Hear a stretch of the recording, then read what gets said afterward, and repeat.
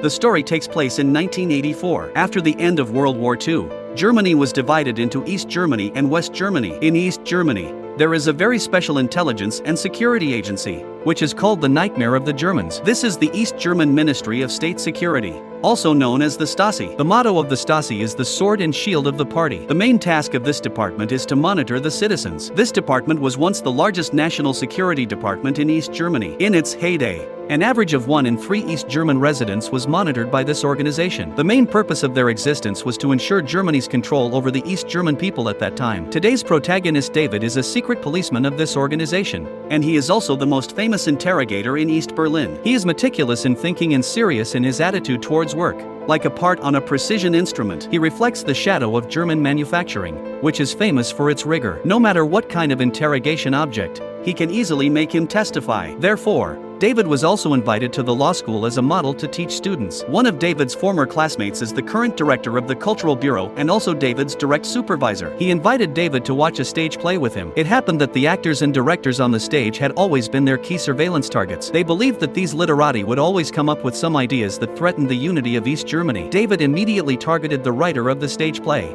Ed, and he believed that Ed was suspected of resisting the unity of East Germany. He specifically applied to the director to conduct a comprehensive monitoring of Ed in order to find evidence of Ed's resistance. But the director didn't care about Ed because he knew Ed and thought that Ed was just an ordinary person who could only write. The director's purpose of coming here was not to watch the stage play, but to curry favor with the Minister of Culture who was present. Unexpectedly, the Minister of Culture seemed to be targeting Ed. The minister asked the director what he thought of Ed, and the shrewd director immediately understood what the minister meant. He said that Ed was suspected of opposing the unity of East Germany, and he was preparing to send someone to monitor Ed. The director's answer made the minister very satisfied, because he did want to target Ed, but because Ed also had someone to protect him. Therefore, he hinted that the director must get definite evidence before firing him. The minister wanted to deliberately target Ed, and he also had reasons that he couldn't reveal. The task of monitoring was naturally handed over to David, who was very efficient.